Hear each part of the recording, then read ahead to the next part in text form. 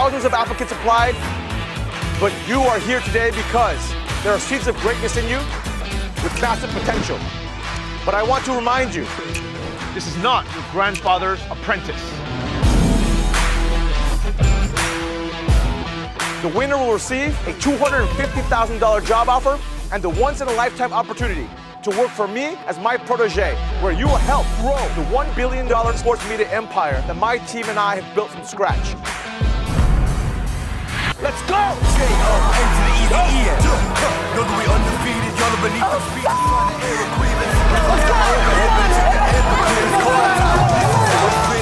have to create a digital media marketing campaign. Whose idea was that?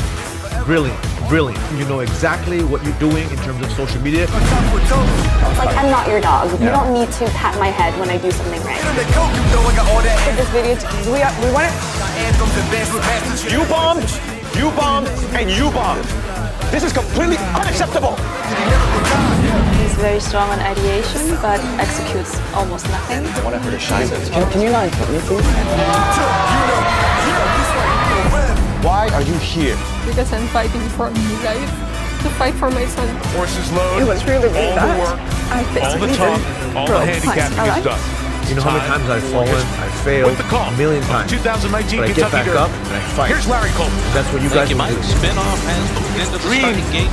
There's just two left to load. Country Vision House that changed is the coming world. up the line now under George, Flavien sit Prat. And the last one to load will be the horse that's never won a race, Pony Express. We all have fears, doubts, and fears. Last spot in line. They're all in line. We're ready for the start. The starting line starts where the rest of the world quits. They're off in the Kentucky Derby. Maximum Security in Pensacola had good beginnings, and they go up to the early lead in long range. Tony's supposed to go, and there goes Pony Express on the outside. This is the toughest apprentice in history. So they will lead the way They're the early best on. warrior to win. Then it's War of Will running the spin on the inside, spin off in sixth. Improbable in seventh position in between horses. Then running fewer to the outside, followed by Country House. The Code of Honor, Tax, and Loose to Parfait. By my standards is alongside about 10 lengths off the lead. Great Magician rides the rail into that turn, and then comes Poster alongside of the Great Tacitus. Break of another 2 lengths more, back to Win, Win, Win. Game Winner is in behind him. He's second last, leading Japan's Master Fencer to the backstretch. So on to the backstretch they go through this first quarter mile in a sensible 46.62 seconds. Maximum Security leads the way by 3/4 of the length. Long Range Toddy pressing the pace under John Ford on the outside second. War of Will is down toward the inside under a stump hold in third. Then it's Pony Express fourth. Improbable behind horses in fifth. Bacoma sixth on the outside. Then it's Code of Honor who rides the rail into the far turn. Country House is alongside, and then spin off. Pluska Parfait is next, and on the inside comes Tax. Game Winner is wide on the turn, beginning to pick up his stride near the back of the pack. But Maximum Security continues to lead the way. Midway on the far turn, he's a length and a half in front. War of Will is second. Long Range Toddy third, and 4 wide and moving up is Country House's Pony Express plummets through the field. And here comes Code of Honor, and he bursts through an opening on the inside of Maximum Security, and they're into the stretch. Country House on the outside. Code of Honor down through the rail. Maximum Security keeps on fighting. War of Will is there too as they come to the final furlong. It is Country House on the outside. Maximum Security is so dead game. He keeps battling on. Maximum Security. Country House 1-2 down to the line.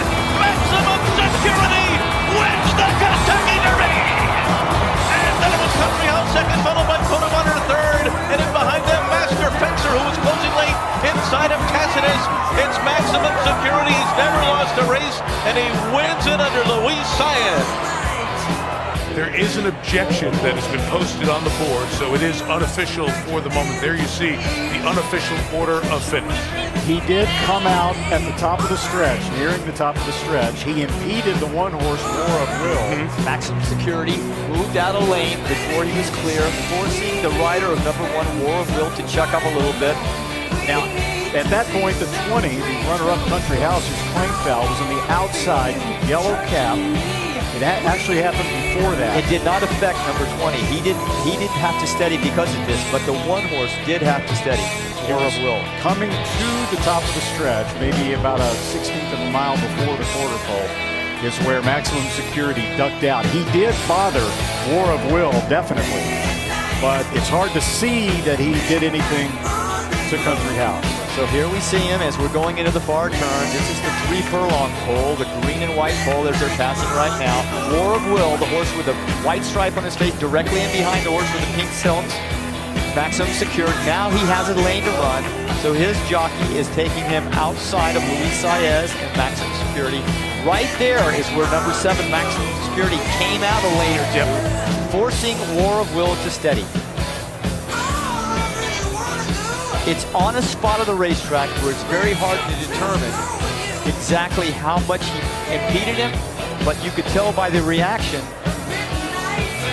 of Tyler Gaffleone on War of Will that there was definitely some contact. They disqualified him. They did. So for the first time in the history of the Kentucky Derby, the horse that crossed the line first has been disqualified. After the objection, Country House wins the Kentucky Derby with Flavien Prat at 65 to 1. You think he should have stayed up? I don't know. One of the longest shots in history to win the Derby after one of the longest waits ever after the Derby.